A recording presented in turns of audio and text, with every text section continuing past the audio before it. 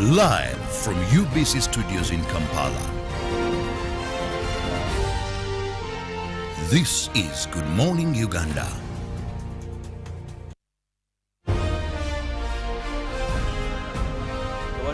Live from UBC Studios in Kampala. Well, good morning to you all, and thank you so much for choosing to start your day with us. Again, as Good Morning Uganda, now we also come to you to bring messages of blessings. Of course, it's a Monday. Most people will say they are Monday blues. But of course, it's also the 17th day of January 2022, the year of our Lord. I don't know which year is not of our Lord, because every year people say the year of our Lord. So probably Pastor Bob will be telling us. But guess what? Today also is another beautiful day to unveil beauty. I don't know where these women have been this weekend. I was talking to Robert, and Robert thinks either someone was wedded or was escorting a wedded person. I don't know. But I want to say good morning, Mollen. Comments. I know you, Felix. You'll pick up on this. But guess what? I was not wedded. Otherwise, I would be on my honeymoon. Otherwise, I would be on my. But no, I was moderating an event, and it's a non-profit, a foundation, and we're pleased to have the Minister of Works and Transport, General Katumba Amala, also putting a voice to that. We did have Assistant IGP of Police, also Hassan Kasinje, and mainly it was a campaign for road safety among the youth, having the youth voices there. And you had to look like that? I was moderating the event. Even though it looks like it was Miss something. I know, I will excuse you for once because I know you're not used to these things, but I'll teach you. Absolutely, I'm not. And I don't even and this time I'm not doing it alone, so that's the good part. Not the only lady on the team, as you're yet to find out, people. So we'll be teaching Felix some of these things. There are things if I did learn in my early 20s, I don't think I'll ever learn. Like, and I'll ask later on. I'll ask. Probably I needed Ruben to be on set. He would help me ask some questions about these things are not his Mollen's age. Eyebrows. But anyway, I also want to say good morning to Uncle Bob. A lovely morning to you, Felix, and of course our viewers. Well, if God came back today and was looking for people that He created them, then He would miss out. Hey! But it's all about beauty. You know, even in the Bible, there is a verse that says that glory of a woman is her hair. So when I see my sisters looking extremely elegant this morning, I'm like, yes, that is very pleasing. I must say you're looking very gorgeous. Thank you so much. And I appreciate your compliment. It's much more softer and sweeter than what Felix was giving, so yeah. But you know, the last time I made a compliment to Mollen, you know what she said to me?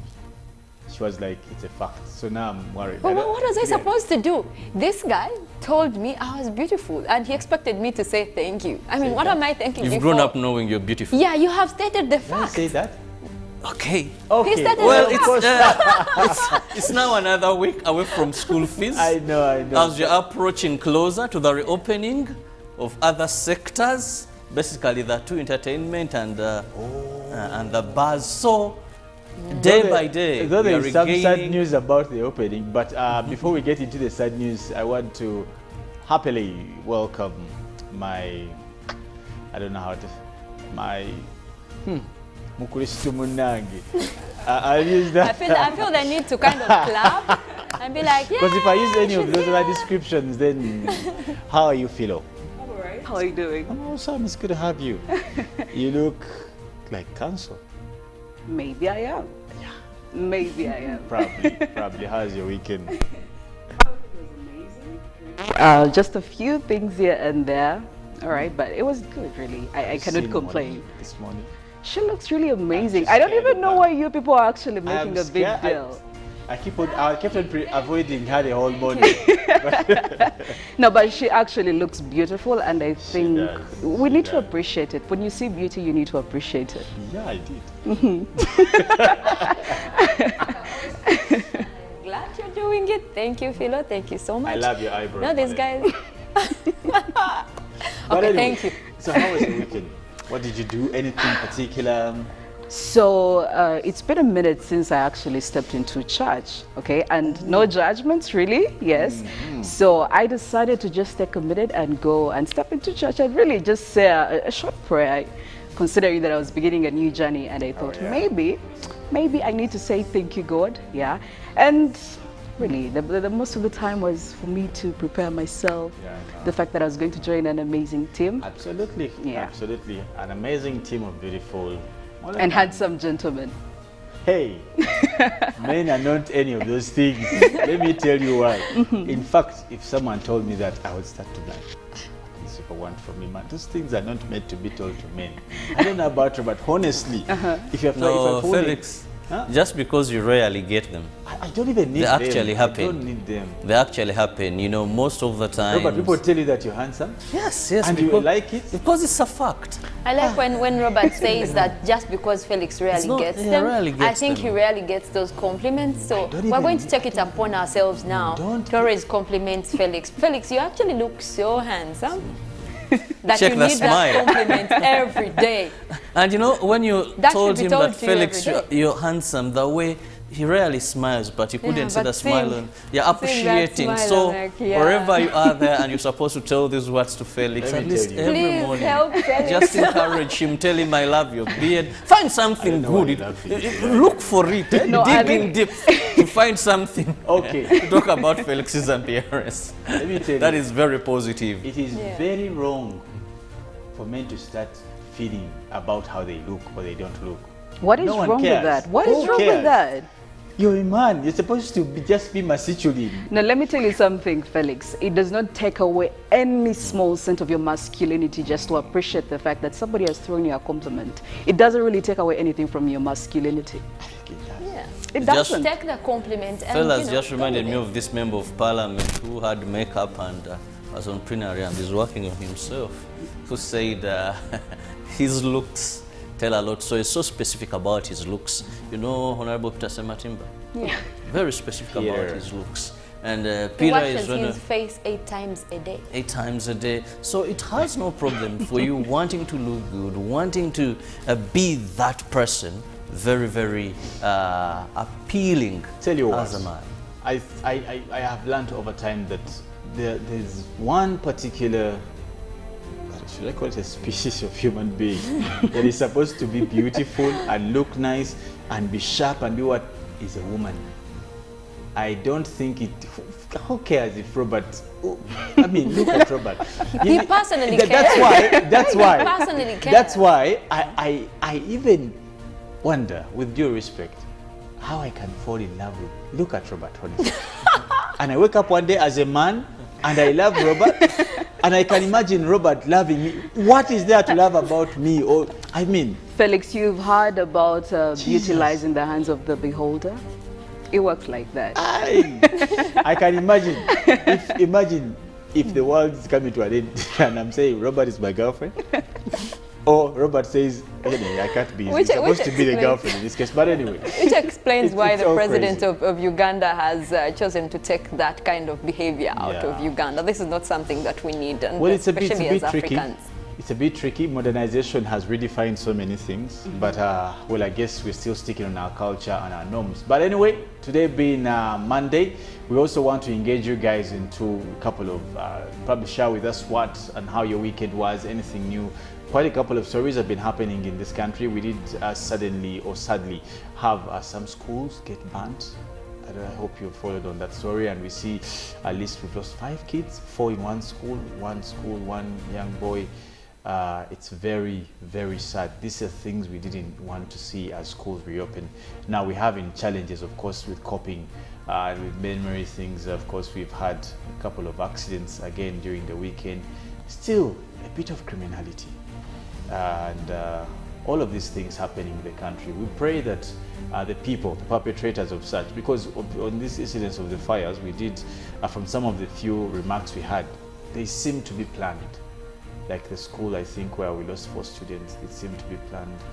But we wonder what kind of people these are. But we know that definitely everything right will be brought to book. But of course, also in the same way, we want to take you through some of the stories that were trending throughout the weekend. But before that, Bob Robert Nyonyintono, the ambassador of Hallelujah, does have some nice message for you this morning.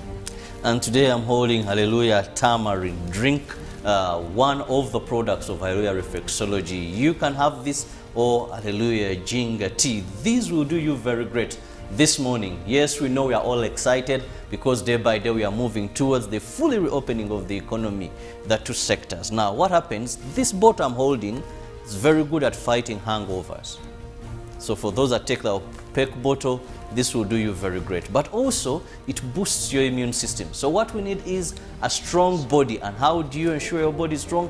By taking drinks that can boost your immune system. These have what is hard for you to come together at once, put together and drink, just combined in this small bottle. So at just 1,500, get yourself a bottle of Hallelujah tamarind or Hallelujah tamarind or Hallelujah ginger tea drink, and you'll be safe to go. Well, what else is safe for us is to take you through the stories that did trend from probably Friday, Saturday, and last night. And I want to also give you a glimpse into what's happening internationally with Robert, Mollen, myself, and Philomena. And we'll start off with Church Sunday. That was yesterday, where we saw Nebi Diocese got a new bishop during an occasion officiated by the Archbishop of the province of the Church of Uganda, His Grace Dr. Stephen Kazimba Mugalu, assisted by bishops and clergy. The Vice President, Major Jessica Alupo, represented government at the function that attracted who is who in West Nile and beyond. The Archbishop of the Church of Uganda, His Grace Stephen Kazimba Mugalu, enthroned Right Reverend Ozile Owinjo as the new Bishop of Nebi Diocese. Bishop Ozile Owinjo succeeds the late Right Reverend Alfonso Wathkudi, who succumbed to COVID-19 early last year. Retired Bishop His Grace Henry Luke Orombi has been the caretaker of this diocese. The Bishop of the Church of Uganda, His Grace Dr. Stephen Kazimba Mugalu, charged Christians to support the new bishop in order to effectively deliver services to the congregation. He thanked the Christians of Nebi Diocese for being calm despite the earlier loss of their former bishop. The Vice President, Major Jessica Alupo, represented President Yoweri Museveni at the function, pledged to cooperate with the new bishop in developing Nebi Diocese.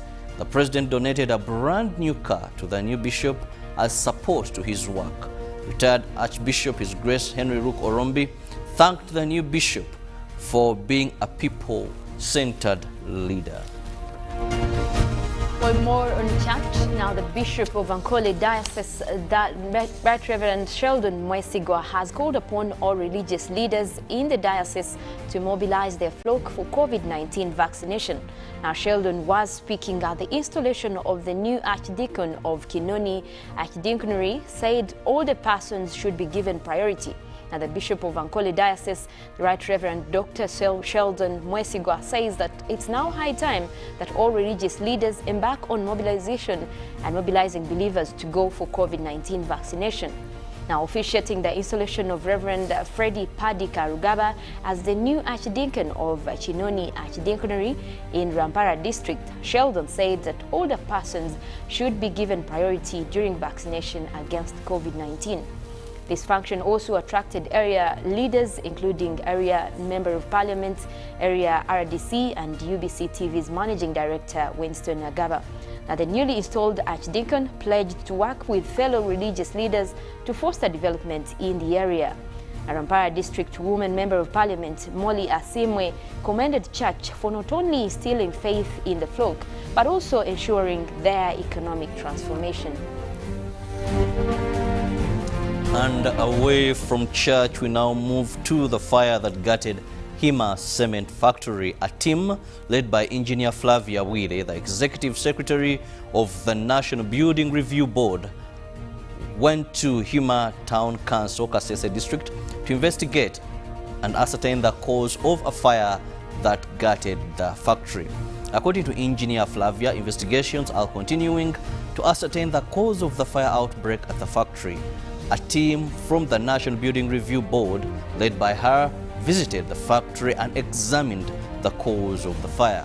Shortly after the examination, engineer Flavia noted that due to numerous missing bits, the cause of the explosion still remains unclear. Flavia cautioned and advised the general public to ensure adherence to the building and construction regulations to avoid accidents of the same manner. Hima Cement Factory management declined to comment on the matter, citing insufficient information. The incident remains out of bounds until investigations are done. Well, away from that, we look at the death of former minister. Now, the body of the first Mukonzo minister has been laid to rest at his home in Kinyamaseke Town Council in Kasese district.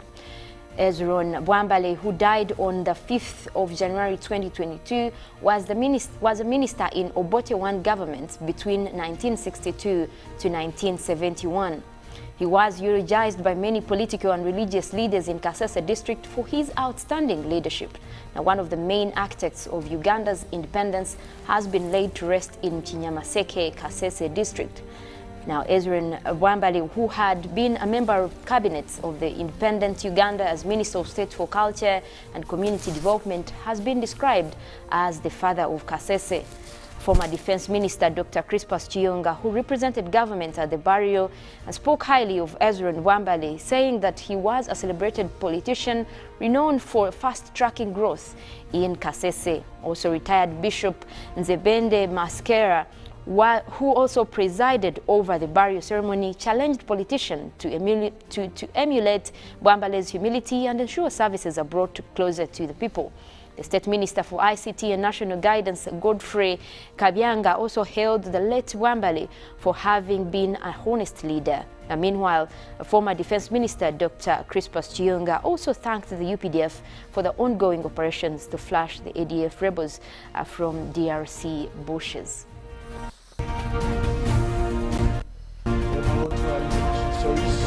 Our very first story will be about Texas synagogue siege, where we see teens held in UK as Britain named as hostage taker.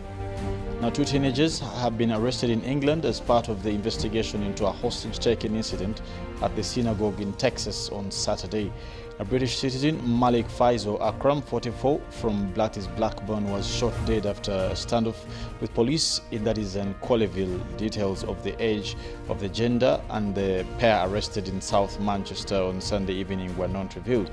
Now, Greater Manchester Police said it was liaising with local communities and continuing to assist in the US inquiry. Force said the 2 teenagers were arrested as part of an ongoing investigation into an attack and were being held in custody for questioning. Now, according to US police source, Akram arrived in the country via New York JF Kennedy International Airport 2 weeks ago, and Akram's brother, Galba, confirmed his death in a statement carried out on Blackburn Muslim Community Facebook page. Of course, he apologized to the victims and said his brother had been suffering from mental health issues.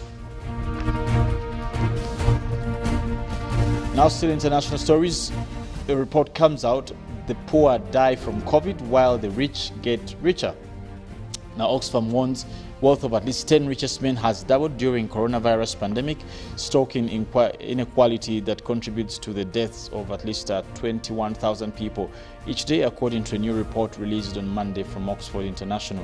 Now, we enter into 2022 with an unprecedented concern. Oxfam's inequality kills, and to add, report warns, arguing the current global state of extreme inequality is a form of economic violence against the world's poorest people and nations.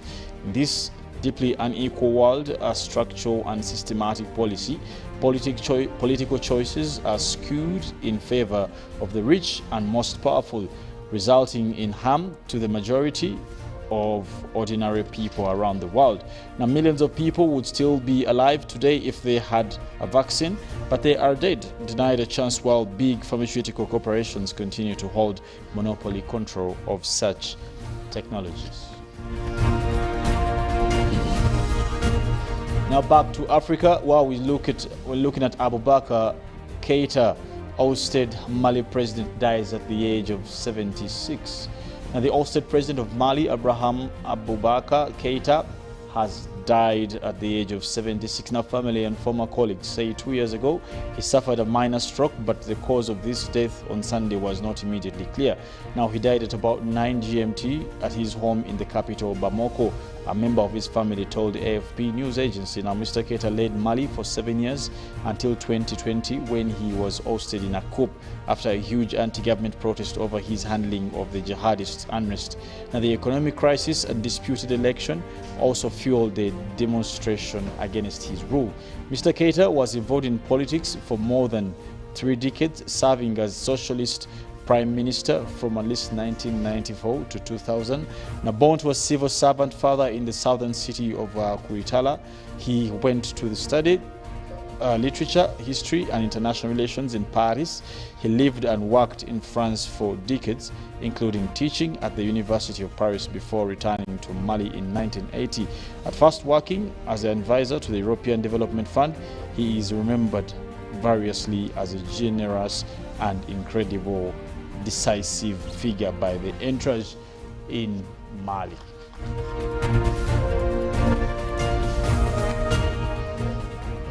Weather news, where we're looking at the volcanic eruption in Tonga. Now, Tonga calls for immediate aid after a volcanic eruption and a tsunami. Now, this also comes as a need for fresh water and food as it assesses the damage caused by Saturday's eruption of Hunga Tonga and Hunga Hapai. The volcano eroded in a massive eruption on Saturday and is also said to be the biggest since Pinatubo that was in Philippines in 1991, that triggered a tsunami and also blanketing the Pacific island nation in volcanic ash. Now, communications remain down and full extent of the harm to the lives and property is currently unknown. But what we do know is that Tonga needs immediate assistance to provide its citizens with fresh drinking water and food, according to Parliamentary Speaker Lord Fahafnuo, who said in a statement shared on social media. The appeal came as experts detected another eruptions at Hunga Tonga, Hunga Hapai. Now, Australia and New Zealand on Monday also sent in surveillance flights to assess the damage in Tonga and said they were coordinating with the United States, France and other countries on humanitarian response. Well, of course, many stories again also do come through about nature. Every day we see something that is happening. I don't know if that is symbolic, or is it us, or is it nature speaking against us? Probably Mollen, the expert, will be able to tell us later on what exactly that is. But of course, today the expectation is that we'll be looking at another matter of national importance through our newsreel, and definitely we'll be talking about the media. Now, the media has various roles. We also do take into note that the fourth estate's basic mandate is to bring life and views, and of course bring that information onto the people where they can't be. But of course also many of the wars in the world have a direct relationship to the media, and many of developments as well do. Now, of course, we'll be discussing the role of the media and what can be done by the media, again, as we do prepare the economy that is ahead of the entire reopening. But of course, thereafter, we'll be having a look at traffic. Now, we have a new traffic lady, Fande Philo, will be letting us know where we'll be moving from where to where. But of course, also we expect Mollen to take us through nature, weather and environment. I don't know if there's anything particular to look out for, Mollen.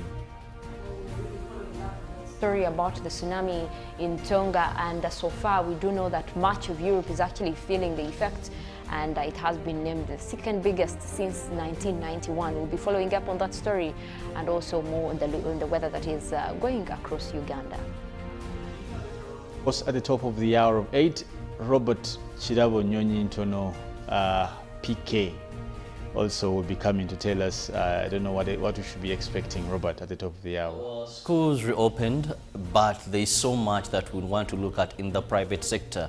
Schools that are owned privately, not by government. Some have not opened, some are on serious loans, others, parents and children only turned up and they were refunded monies, being told then that, you see, you cannot continue because we want to renovate. So we have, that is the General Secretary, the non-state organization schools that not belong to government, will be giving us more what they are doing, how they are maneuvering all what needs to be done to ensure that at least all schools reopen.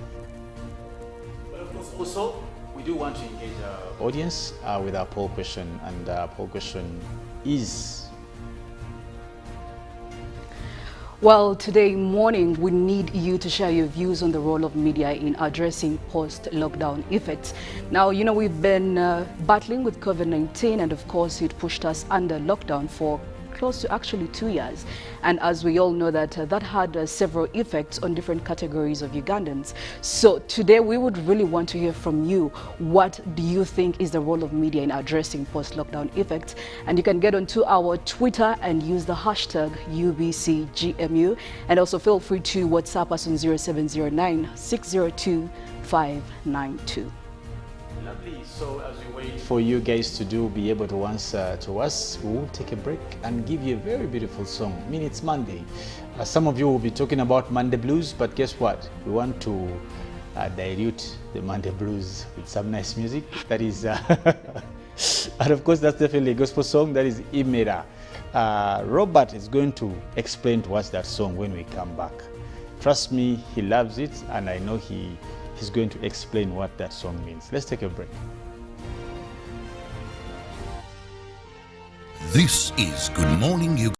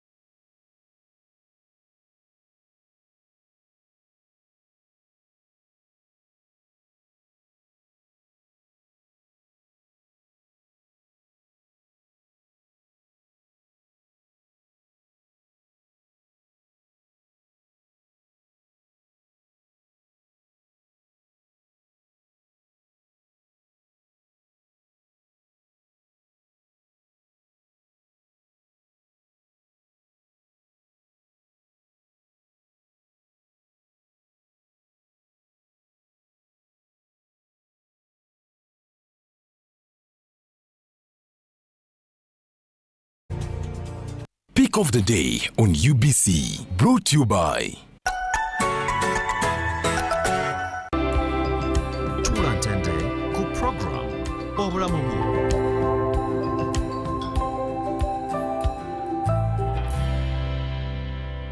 Was brought to you by Just use MTN to make calls, send SMS, load airtime, buy bundles, or pay for MTN subscription services. Everywhere you go, MTN. Mohamed Salah, Naby Keita, Kalidou Koulibaly, Sadio Mane, Pierre-Emerick Aubameyang. When you hear these names, you may think you're probably watching the English Premier League or UEFA Champions League, but it's none of those. It's the 2021 Total Energies Africa Cup of Nations from 9th January to February 6th, 2022. All these global elite football stars will be in Cameroon to grace the continent's most prestigious sporting event. 52 games, 24 countries, one continent, one trophy, one station, live, free and exclusive to your public broadcaster. UBC, inspiring Uganda. patriotism is a feeling of love, devotion, and the willingness to sacrifice for one's country. I say no to corruption because I put my country first. I choose peace over violence because I put my country first.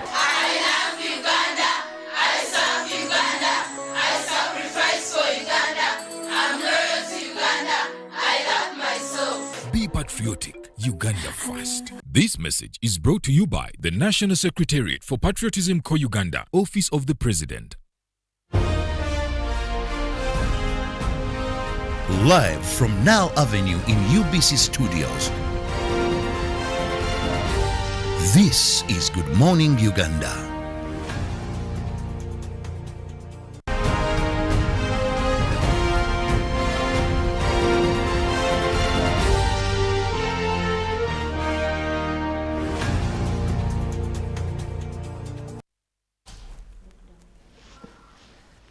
Lovely morning to you, and we thank you so much for keeping it with us here on UBC TV.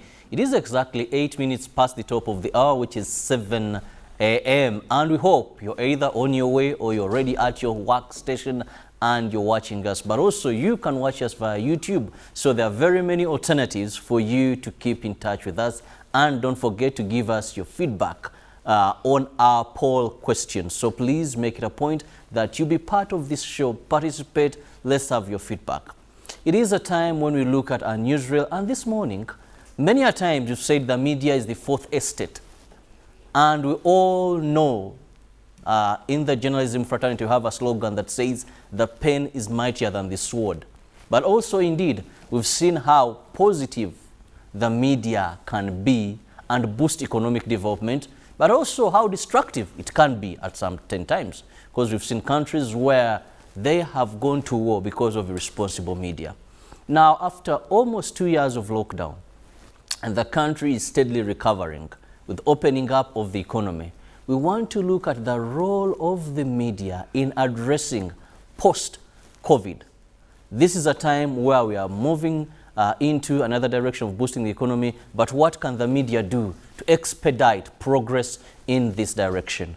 I, Felix, and of course, that is the lady herself, Kenyena, will be discussing this. But even before we go any further, Felix, let's first understand, when you talk about the media, you can only give what you have.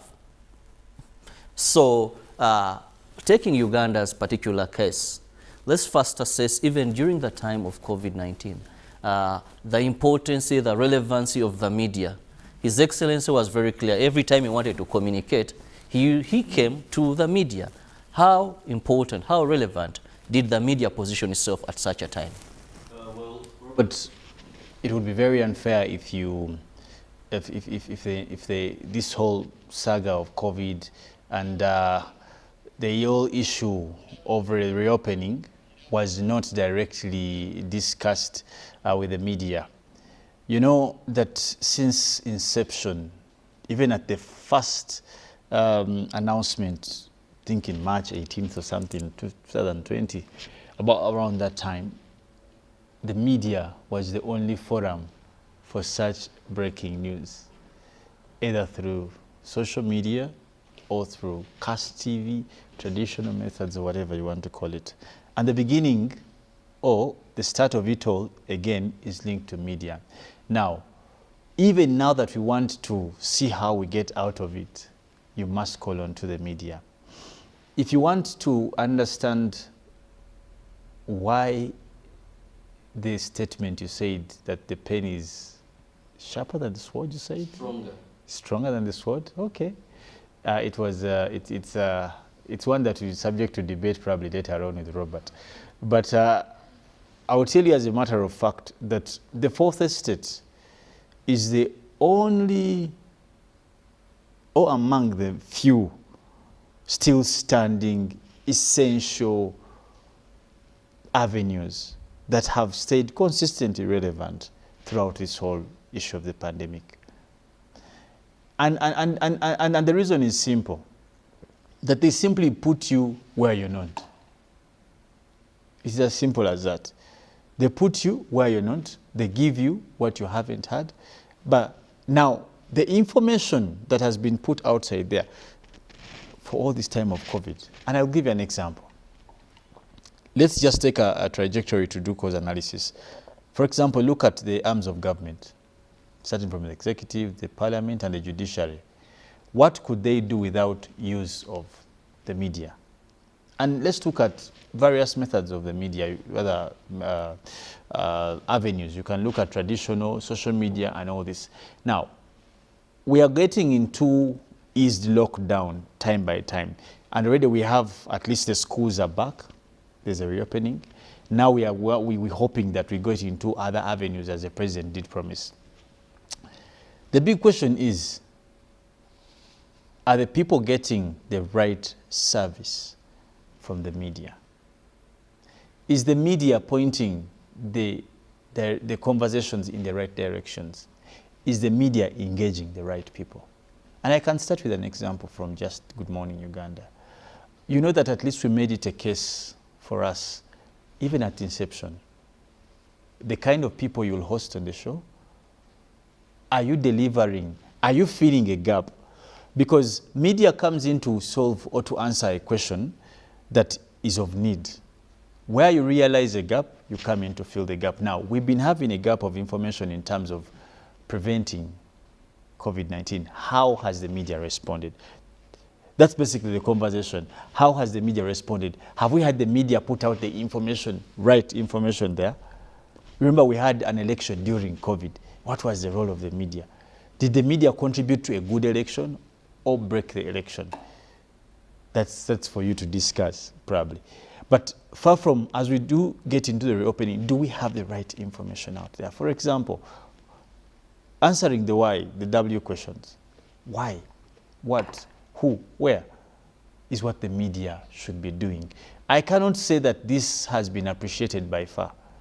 Of course, there are very many challenges between you and me, you know, the kind of challenges the profession faces. But nevertheless, if there is any, and it's sad that we don't hear any conversations about the media. We hear doctors. Probably it's because not many people within the media are employed by government, because I've not seen many people in the private sector go on this. But no one talks about the relevance of the media, and that's why the media is to yes offer, because you might expect so much from them. Yet how much is given to them to execute. And when you talk about how much is given, not in terms of remittancy, yes. Let's talk about preparing them, giving them facility. How many times have they been beaten on job? Many times. Some of them have even gotten disabled permanently. But who's getting into this discussion? But imagine, and I want to imagine, I remember there's a time one of the heads of the city pulled off all traffic people. If you remember that saga. Following people complaining that the traffic officers violate the traffic lights. So they create jam. Now, so let's remove the traffic officers and you see the menace. When they pulled them off, you remember what happened. But also, if one day you wake up and no TV station, no radio station has news, imagine that scenario. Imagine that scenario. Where, because between you and me, we are seated here, But I can tell you what's happening in Gulu. The fires that happened. Imagine you have a child in that school, they tell you, so, not until, and for us, me, as I was growing up with my grandmother, she always, in fact, there's one particular radio station that we used to listen to, and I think, and I can tell you that one time we tried to change, and I think, I don't know if the radio had erased all other radio stations, I don't know how it happened, but it wouldn't. We used to listen to that radio since morning up night. There would be news and a vidango. And she kept on telling us, there's no way you can live without not knowing, like, what's happening around you. What if you want to go to town and they're telling you there is maybe a riot or what? So the role of the media must be fully discussed in this reopening. And they must be apportioned responsibilities, probably either partnering with government or private sector. Let me bring in Mollen here. Felix has given us a background and also the relevance of the media. But of late, we have faced with a giant evil. It is very important if used well. But if not, it is a time bomb. That is the social media. Because with traditional media, you can tame. We've seen when we had political temperatures, where at some time government could switch off one radio station, you can summon, there's so much you can control. But now there's this giant social media. At such a time where we need right information, because we are moving back into the economy, 1, 2, 3 bad stories can create a very big setback. How best can we ensure that much as we can control the traditional media, we can know that they give the right information? How do we handle social media? Well, Robert, I wouldn't rush to call it a huge, evil, but maybe a necessary evil, because this is here and it's also for the good. So while we talk about social media being, negative, we also need to remember that media has been associated with fake news over time, and this is not just new. However, I want to give credit where it's due, and COVID-19 did bring in this kind of credit. That's the time that we saw the media get on the real stories. You could not afford to report something fake during lockdown or during, especially the first lockdown that we had. This is the time that people were glued to television. This is the time people were listening to radio, social media. This was the only blessing, in humanity that people could hold on to. Because you're home, you cannot move anywhere. You can only rely on, getting to your phone or, being on your television or your radio. And media did a huge part in making sure that there was information flowing about, the cases that we have, which even the death. And this was a huge impact when it came to having people, cope up with the fear that came with COVID-19 and the panic. But now we're looking at moving away from that. And over time, we have also seen that people have gained that trust. They are trusting journalists to bring this information to them. They are trusting, this kind of mass media to also bring this information. And we must agree that these 2 years, over 2 years, have, we have gained more trust from the people than we had before. Now, what we do with that trust is where the challenge comes in then. Because now we are looking at an era where almost everyone is getting to social media. And you also look at the fact that, everyone is an editor. You look at the fact that that is when we will start having fake news. But also, people have gotten, I don't want to say brighter, but we know better. And you can tell fake news. You can differentiate fake news and real news. So I don't think that social media is to that level where it can easily mislead someone. Before you know it, you actually have the trusted channels. Now, it will be easy for me to go and follow up with the right channel that I trust and be like, okay, if these guys are reporting about this, it is real information, than going, because we do have popular, especially we talk about like bloggers who have had issues with fake news or, giving information that the public shouldn't be getting to know, that will cause fear and panic. So we do have issues of bloggers and, other personalities that, people trust and follow. So what happens when these people, the personalities that people are counting on are the ones passing on fake news? So I think for me, we have to again rely on the media channels that have been able to give us this real news and trust that. But also, a huge task, Robert and Felix, is again to the media personalities. If you have taken it upon yourself and you know this is your field, to inform people, your basic job is to inform people. And while you're informing them, the kind of information you're taking across is what matters. So if you're reporting on fake news, then you're even putting your brand on that risk.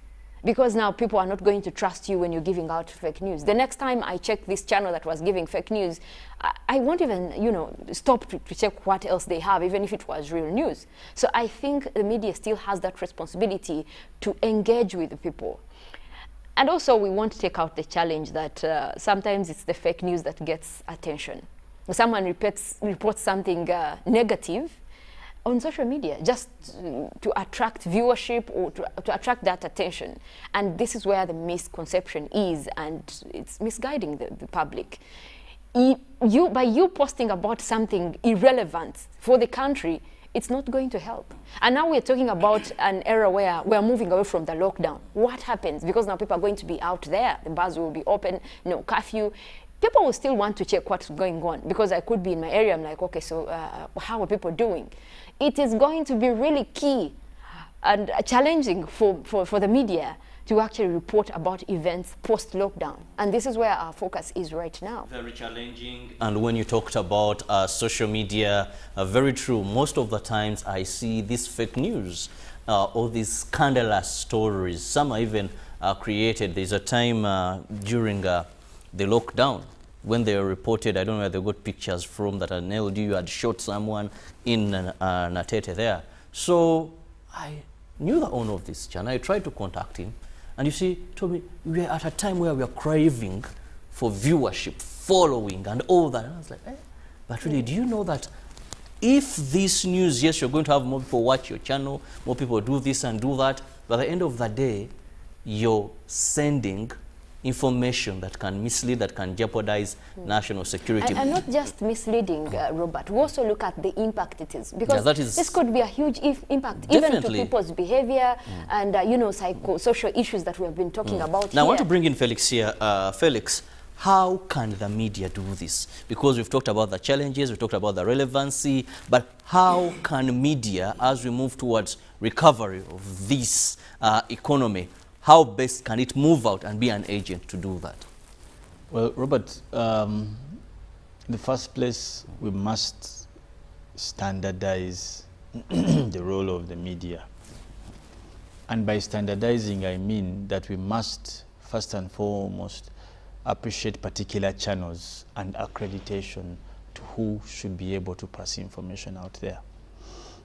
Social media, as you did call it a giant evil, is a good problem, if I may use that word. It is a good problem because not until it is abused, it is serving the purpose. Now, abuse means excessive in common language. However, that all is possible because of poor checks towards the media. In this country, it is where you will have someone who will go and insult another person by telling lies that can demolish the livelihood of another person, and it's supposed to be okay. Someone will go on traditional media and say false information, and it's supposed to be okay. Why? Because there is no standardization. Now, the very first thing we need to do as we get into the reopening of the economy, we must appreciate that it is our cardinal duty as the media to first and foremost appreciate a common vision. What is the intention of whoever is part of the media? Is it to destroy or to construct this country? I don't know if, Robert, you people take oaths, but among the very, very few professions that should be taking an oath of allegiance is the media personalities. Both on air, off air, reporters, they must have an oath because they must have something they live by. Anything that deals with life. You talked about the story. There are many stories that came. I remember when they said they had burnt a petrol station in Chibuye. They brought photos from West Nigeria somewhere, and they were all over. You have someone who goes here every Wednesday. He has a live sharing a link, ngenda live. Then they come, talk about the president, the son, the wife, the sister, the daughter, the uncle. They finish the first family. They get the other family. Jesus. And it's supposed to be okay, you can imagine. But these people are giving out information, lethal information, whether true or not. Even if it's true, I think there are avenues. We have laws that avail avenues of how we can have particular discussions. Even if you knew Kirabo probably has a bomb, you don't come here and start saying Kirabo has a bomb, causing mayhem. We must standardize the media. And it is both the role of the players in the media and later on government. Now, I must say this without fear of contradiction. Government has not done enough in terms of taming the media participants in this country. I'll use the word participants because, as you said earlier, today there is no qualification for someone to be a reporter. I think the qualification is data and probably a smartphone. Because today, if we have a billion bloggers, a billion channels, all of them are reporting what? As you said, who edits? Because there are standards in news, there are standards in media. So I think government has not done enough. And as we get into this easing of the lockdown, Mollen brought a very pertinent issue. During lockdown, you noticed that the information that was, the only information we would rely on is what was on media, either social or traditional. But if they say the president is going to talk, man, even if the guy was going to talk at 1 a.m., I doubt anyone would sleep. Now that is the power of the media. If we can regain that stance of the media, that people should be eager. What is Robert going to tell us? Even if it's on YouTube, what is he? But today, someone is reporting this one's, let me not even go there. And also, Robert, you also have to give a little bit of credit to some of the government organizations that have helped out. And I want to commend UCC for what they did, especially with the bloggers and some of the media channels that were not doing right. And like Felix was also mentioning, people just come, someone will just come to a channel and talk about individuals without, fear. And some of these were actually shut down by UCC. So that is just, something that they are doing. But it won't take away the fact that we need more of that. Because you're looking at a world where people have been under stress of lockdowns and curfews. There is going to be that need to really make sure that no one is put in that category where you feel attacked by the media, where you feel like you can no longer trust even the people that you've been following. So I think the challenge also goes to the government, but still, media personalities need to check themselves, or even, because you look at, if we continue with these shutdowns that UCC has now embarked on, then people are going to lose trust in the general media. Because now you look at how they are related. Because if this personality is within a TV channel, then this is going to mean that people will lose trust in this particular TV channel, radio channel. So I think it's important for the media Robert, to just one comment, themselves. Please. Actually, just to add on what Mollen did say, I think the media should take center position into rehabilitating people as they reopen than to break them more in terms of what they're going to put out there, either photographic, either what, or the truth. Sometimes, like what one of old folks here always says, that what do you lose if you don't report something? Like, do you have to report? Yeah, do you have to mention it? What do you lose in case you don't? Well, the media, it is your role to ensure smooth recovery, but also have tailor-made programs intended to foster reopening. Sometimes I look at the content on media. I'll speak more on the traditional medias, and you wonder, to what extent is this relevant? Is this useful to the current or prevailing situation? So let's ensure that we make this a priority, giving people the right information, having content that is in line with the national development at a time. Most of these times you see there's so much, what do I call them, entertainment, rugambo, here, there, so much foreign content. How do we build local content tailor-made towards development in addressing a particular need right now, which is recovery of our economy? When we return, we'll be looking at what is trending in the print media. But before that, let's first take a look once again at our poll question this morning. Of course, onto our poll question, share your views on the role of media in addressing post-lockdown effects. Now be able to hit our social media, that is on Twitter, #UBCGMU, and of course on WhatsApp 0709 60 25 92. We'll return shortly, and please keep those views coming in. We will be reading them out. Stay with us. We'll return.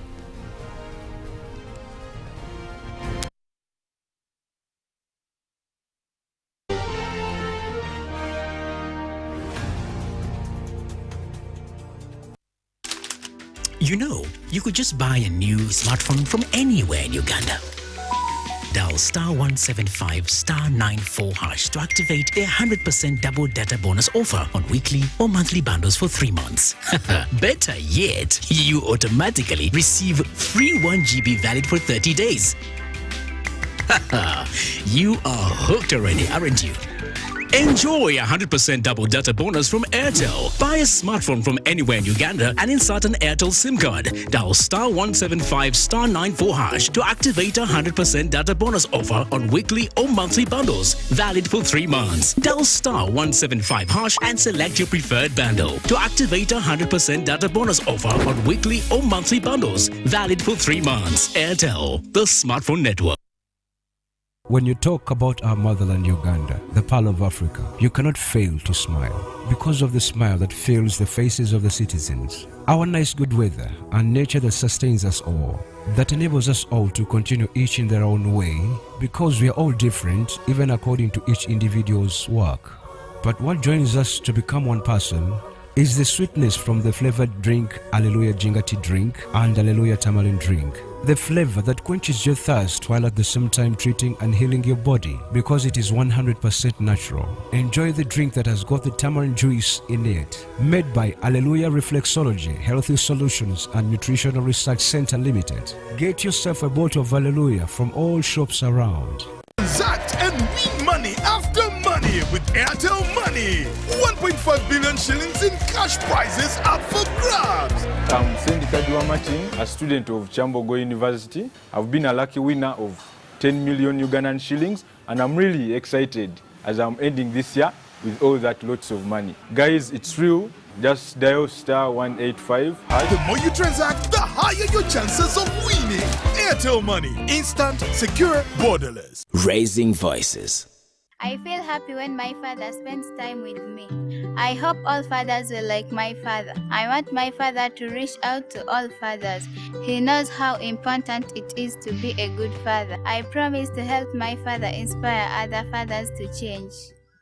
In this time of COVID, what is your promise to the children of Uganda?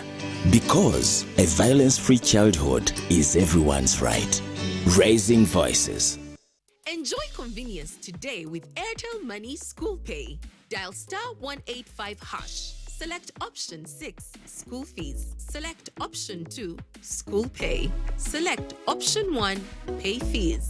Enter student number. Enter the amount. Enter the PIN number to complete payment.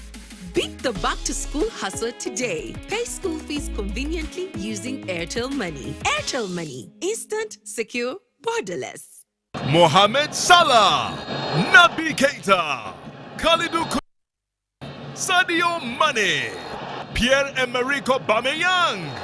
When you hear these names, you may think you're probably watching the English Premier League or UEFA Champions League, but it's none of those. It's the 2021 Total Energies Africa Cup of Nations from 9th January to February 6, 2022. All these global elite football stars will be in Cameroon to grace the continent's most prestigious sporting event. 52 games, 24 countries, 1 continent, 1 trophy, 1 station, live, free and exclusive to your public broadcaster. UBC, inspiring Uganda. Live from UBC Studios in Kampala. This is Good Morning Uganda.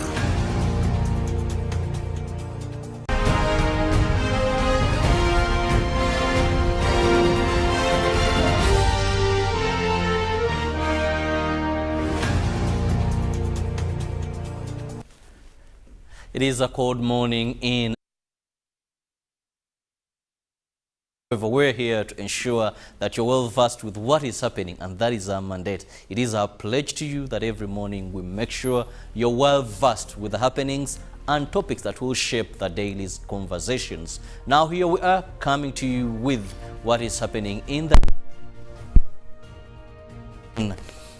very big headline there. Noop top bosses in bitter split.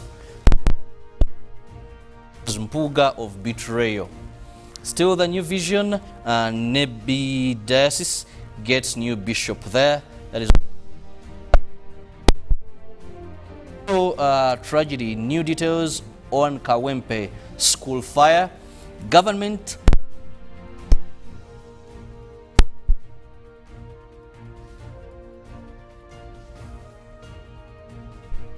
hard on pregnancies. And also that is the Auditor General goes to court over 60 billion Simba Rock project there. But also the vision this morning brings you more regarding education, where we have Senior 1 and Senior 2 mathematics, geography, entrepreneurship, and more revision exercise there. Not forgetting, there are also a number of jobs and tenders for you in today's vision. Well, of course, the Daily Monitor, now how UPDF soldiers shot at a traffic officer. Well, of course, they give you how events unfolded there. And of course, Ozela, the footballer who becomes bishop, and why Busoga chief voted out Chabazinga. Now Uganda lists armed troops in ADF fight. But also what you need to know about COVID-19 vaccine. Well, still in Daily Monitor, fuel high prices choke motorists. Wow. I don't know why no one is talking about this, but it is a big. It's clearly the role of the media is not coming out clear in these issues of the fuel, honestly. Someone needs to have this discussion. But of course, we did hear that the Prime Minister, Robin Anabanja, last week instructed the Minister, I think, of Natural Resources or something, yeah, to do some inquiry about their companies we hear that are hiding fuel. But population census results released, that is in January 1972. Today in history, Ireland grants, divorce. Okay. That is basically what's in the front and back of the pages in the Daily Monitor. Robert. In the new vision this morning on parenting, how our child has HIV/AIDS, and we wonder when to tell her. That is a question there, and the experts there answer. How can we teach teens about the value of money? Looking at the COVID-19 tracker for Uganda this morning, new confirmed cases 484. Positivity rate, that is at 6.5. But when we look at new death, we have 17 people succumb to COVID. That brings our total number of people who have died of COVID-19 in our country to 3,411. Once again, get that jab, be vaccinated, fully vaccinated, so that we reduce chances of death, severe illness and hospitalization, but also perfect the standard operating procedures, because being vaccinated is not a guarantee that you cannot contract COVID-19. Well, in the Daily Monitor Sports now, of course, in the big headline, Murungi hand out enough, not enough to feed under 19s there, and Gambia's resist Mali intimidation. Now, of course, in the Premier League, Everton sacks Benitez there after losing a game. It's sad. Now, Semakula illness, dent Crane's tour, and Mobiru promises more after the controversial win over Sali, and Athens Age Corps put Pirates go top. And of course, in hockey, Uganda embraced chance to change history. In the New Vision Sport this morning, there's so much regarding that is the Nations Cup and who to watch out for today in the games that are going to be played. So they give you a table of various games and when you should expect them. But don't forget, UBC, we are the sole providers of the Nations Cup for you. So make sure you're glued on your TV at a time when we have the games. But don't forget also that Ruben will be here to give you all the updates in the world of sports, those analysis and an insight into other catchy stories dominating the sports arena. Well, of course, still take a look at what's happening in the Daily Nation there from Kenya. Well, of course, anyway, we'll be looking at that much, but of course, be able to get yourself copies of the dailies to get an in-depth of the stories. But of course, one of the stories in the Daily Monitor is quite interesting. We see a Ugandan woman who gave birth aboard Qatar Airways. Philo, good morning. Good morning. What you say about this? That's really disturbing information. Very hard to comprehend. Giving birth on an airplane, it's a good thing. I don't know, considering the situation, the prevailing situation, hospital will always be the best. But again, from what I've heard, when you're on board, what happens if there is no medical personnel on board? There's always a medical personnel, I think, because, but also, so the question is, what's the citizenship? Probably Qatar, because Qatar is a... Birth in the bushes during war. We're talking over... No, but that was in a country. I'm talking about because they were in air. Space. Yes, so where does this kid belong? I think there are probably some demarcations in space there, so they will have to look at that. You can never know. In the other country, so you remain entitled to that country. Oh, God. Oh, You're God. still in transit. Well, of course, again, just to remind you before Philo comes in to give us the traffic updates, we'll be having the games now today. Of course, be able to glue yourself onto day 16, where we have Burkina Faso versus Ethiopia. That will be definitely at 7 p.m. And of course, still at the same time, Cape Verde versus Cameroon. Now, you look out for all these matches.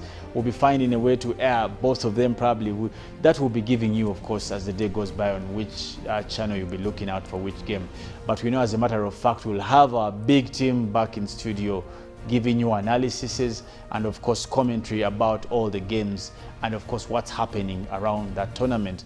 But, of course, I want to leave the beautiful Philomena, and we'll be discussing that name. I don't know where Ruben is, but wherever you are, he's the one from the 70s. He should be giving us some of the insights of these things. But let me have Philo take us through traffic. For start, he will do just fine. Once again, good morning, Uganda. Today being Monday and morning, of course, very many of us are anticipating the traffic to be crazy, and also considering the morning showers. I've never understood the connection, by the way, between Ugandan traffic and the weather, but at least we are here, Good Morning Uganda, to give you the updates and to let you know which probably routes you should be able to take to get yourself into the city. And also, maybe if you can burn a little less more fuel, considering the prices that are driving people crazy. Now, if you are actually heading to Kampala, into the city, the traffic is a little bit shifting on Kampala Road. It hasn't yet started to build, considering that people are still trying to make their way out of the outskirts. And if you really are heading for Kampala Road, it would be very advisable to actually continue from Ginger Road, because the traffic is a little bit shifting. It's building crazy a bit, but you will get there. But there are very many other alternatives that you could actually use. For example, you could decide to go with Parliamentary Avenue. That is actually a little bit free, so you will still find your way to Kampala City. And also, if you decide to use other routes, you could decide to use Nkrumah Road. That will eventually take you straight to Entebbe Road, and you also find yourself into Kampala Road. And again, there are very many other alternatives still aside from Parliament Avenue. You could actually decide to use Nile Avenue. That will still take you straight to City Square, Kampala. The traffic is also shifting.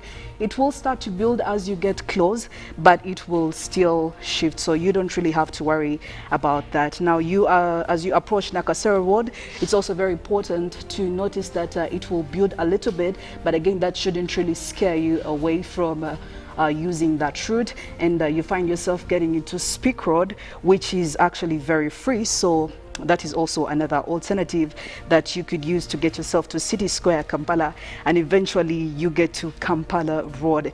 And also you could decide to use George Street, which is actually free as well. The traffic is a little bit clear, and you could also decide to use Chagwe Road to get yourself into Kampala Road. The traffic is still it's still shifting, so you don't really have to worry. Like I said, you could also decide to use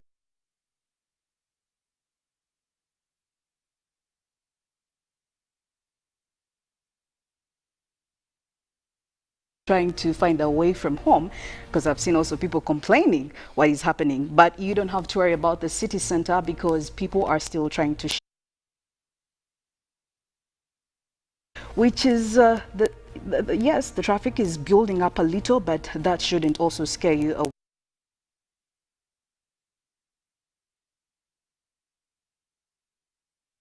Into the Buganda Road as well, which is also clear. The traffic will build up a little. It is anticipated that it will build up a little slowly and slowly, but again, it's also an alternative to find yourself onto Kampala Road. So as you can see, it's Monday. The traffic is always crazy, but again, you don't need to worry because we have very many alternatives, only that you have to be a little bit alert and also to find your way around it. Who will also be telling us what exactly is happening to the weather. We are grateful for starters for the morning showers. It's been a minute. You know, the sun has been really scorching. Mollen, do you have more to say about this? I have to say that was very well needed rains. But did you see the rains on Saturday? I was very excited. I was very excited. Yeah. It's one of those days you had to extend your minutes in bed, or hours to some of us. And yes, we're grateful for the rains. They're here. But I don't know, I don't want to be the bearer of bad news because those rains are actually short-lived. They're not that has kicked in already. But we'll be going on also to look at some of the international stories that are making headlines, especially within extreme weather events that are happening. And we're following up on a story still on a tsunami that is happening across Tonga, and that is already claiming lives. We did see some of the geologists that are already assessing the impact of this as a tropical, that kind of tsunami. Now, we haven't had this kind of tsunami in a long time, which is why scientists, the geologists are actually worrying because they haven't had it in the forecast. Also looking at what has been happening really across the world, having such an extent of a tsunami on Pacific Island is something that is also worrying. But we would also see much of its effect actually moving across most of the areas within Europe. We did see Australia also reporting pressure waves that are already coming in from this kind of effect, and this is something that is already a concern across that area. We could be looking at more of the events coming through because the volcanic eruption is actually still there, and what is being looked at even for now is how much of this is going to affect now that is coming in one of the pictures on the screen from Copernicus, one of the satellites guiding companies, looking at exactly where this did start off. Now with tsunamis, it will start as some kind of wave from the water. Now we're talking about the Pacific. Now what happened is that it did start as a volcanic eruption deep within the water. Now what happens is that with that much pressure that is coming through from the waters, it will trigger much and huge masses of water to go across the island, and that is where we usually get to see much of the trouble coming through. So that is one of the plumes that were coming out, and that is in form of volcanic ash. Now that was also across most of Pacific Ocean, and you also look at the effects that is coming through. And the extent that we already have right now, it's measuring up to 17,000 kilometers of extent, looking at also coming from Tonga. So we do have that kind of effect from Tonga, but also it is spreading across much of the areas. You also look at Germany this morning was reporting the fact that there are already much more of the pressure waves that are coming through, and that is affecting already areas within Germany. You also look at this, the trajectory that has been drawn by the geologists looking at the pressure waves. Now with pressure waves, you look at the center point of this tsunami. And this is what the extent of effect will be felt even to other areas. You look at also Slovenia over there already having the effect within the shock wave. Now shock waves will be created when such huge masses of water are coming through from the ocean triggered by this kind of eruption. Now also in the morning we did see the center across Tonga forecasting and saying that there could be a likelihood of more tsunamis. The fact that the eruption is still there, and for the last one we had with this extent taking such kind of magnitude across the world was in Philippines, which also actually almost took out the same kind of area. But away from that, we're still talking extreme weather events, and there's also a tornado that has so far claimed 28 homes, and that is across northeast parts of the US. Now, this was also early this morning reporting that most of the areas that were affected by this tornado, and also news coming in from CNN is indicating that we have dozens of homes that have been destroyed, and that is across Florida. You can see some of the pictures coming through, really devastating for people who lost their homes, and also some of the residents still also asking for government intervention. They're asking for the US government to come through and help with how they could help. But already they did have police come through, and the area politicians are also yet to report on how government is going to come in and help with people who have dealt with this kind of destruction. This was a huge kind of tornado that did claim even not just homes, but even you see some of the vehicles were being swept off the road, and this comes with a lot of winds actually, and this kind of effect is also becoming more frequent, especially looking at the US. They have had the hugest number of tornadoes this year alone. Looking at January, we've just started, but there has been reports of tornadoes across much more areas within the US. But also looking at the statistics from last year, the US did have a lot of extreme weather events, and most of those were still associated and linked to the fact that we do have the weather changing, and we're talking about climate change, and that is something that we are now looking at and wondering, is the world ready to look at what we can do in terms of climate action? Because when we're talking about some of these extreme events, they don't just happen. You look at the fact that you're having human activities contributing to some of the events that we have. Well, except the natural events that we are talking about. When you look at, for example, volcanic eruption, most of the areas that have been hotspots to volcanic eruption, you look at areas like Haiti in Italy. This is one area that even did cover up much of the statistics within last year, 2021. We did have a lot of natural events also happening across the world in terms of volcanic eruption, and when we keep seeing that, earlier, Felix was asking of what I think of that. I don't know, sometimes biblically, this is when people start to believe maybe we're close to the end. Should we be believing that we're close to the end? But I don't have enough science to prove that, so I'll stick to the scientific fact.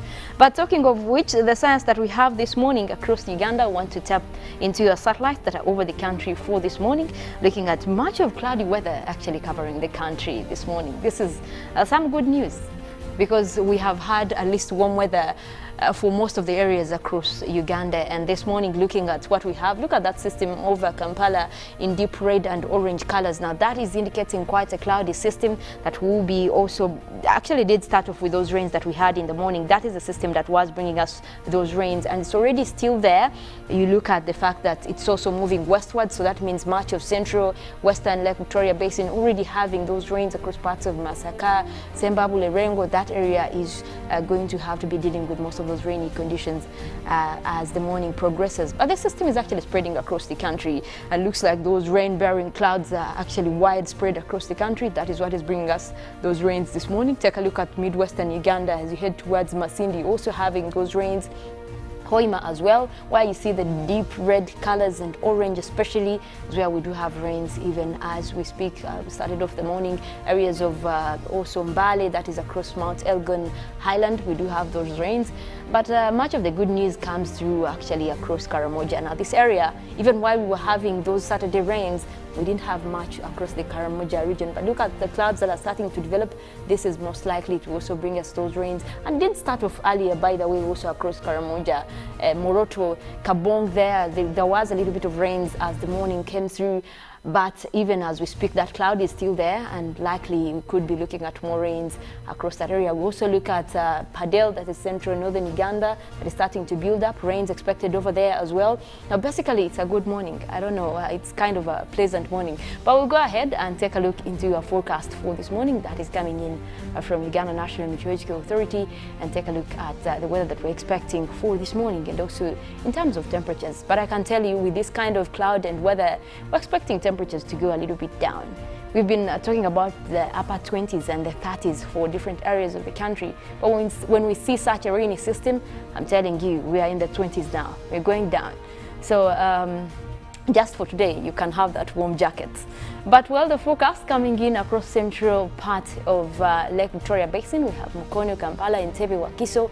We already have those rains coming through, but that is forecast for the entire morning across different areas. And temperatures, take a look at those numbers. We are 24 now, and that is likely to go across the entire morning. And that system might even continue into the afternoon.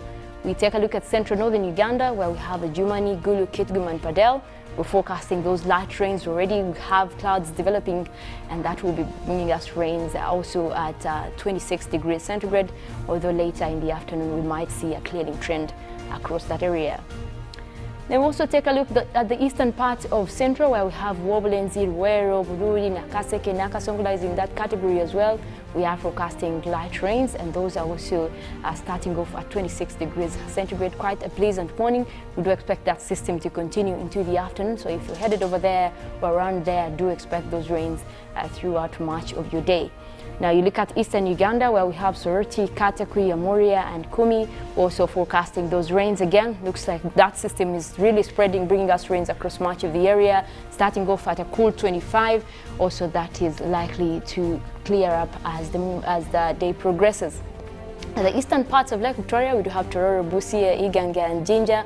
We're forecasting isolated showers as well, looking at a pleasant 26 for this morning. Now those rains are still there, and that might also move into your afternoon. So if you're around there, this is one of those days you have to really have that umbrella handy and make sure you have that warm jacket. Now Mbale, Bududa, Boko, Sironko, we're looking at Mount Elgon Highlands. We do have those isolated rains in the forecast, and also starting off with 26 degrees centigrade over there. But that system could actually clear up as we head towards evening during the course of today. Now look at southwestern Uganda, where we have Mbarara, Ibanda, Bushenyi, and Rurizi. That area has also been quite dry, but the good news is that now we bring in those rains. We're looking at isolated showers for this morning, starting off with a cool 25, and that might feel really chilly, especially for that area having a little bit of moderate winds. But that system could clear as the day progresses. Now we look at the western part of Lake Victoria, where we have Masaka, Kalisi, Zosembabule, Rakai. Like I mentioned earlier, that area is really having mostly rainy conditions even for now, but we do expect that rain system to continue into the afternoon, starting off with a cool 24, and that is most likely it will actually continue, because if you look at the system that is headed over there right now, even the one that is starting off from Lake Victoria, it is most likely to move westwards, and that was what will be bringing much more of the rains towards that western area. Most likely it will continue into the afternoon. So again, if this is the area you're going to be in the afternoon or the rest of today, please do have that umbrella handy, do have that warm jacket. It's a good morning, I want to say. The rains are here, we have needed the rains. So, and I've said it's short-lived, so enjoy them while they still last. Well, I will leave you at that. In terms of weather, we do have Robert coming through with Good Morning Uganda agenda, and then later on we'll be having sports. AFCON continues, and UBC is the one place you really have to be in enjoying the games. And as we head towards, we are close to the quarterfinals. Before we know it, AFCON will be done, so you don't want to miss any highlights, and that will be across UBC. Well, I want to wish you a good morning. My name is Mollen, Kenyena. Have a wonderful day.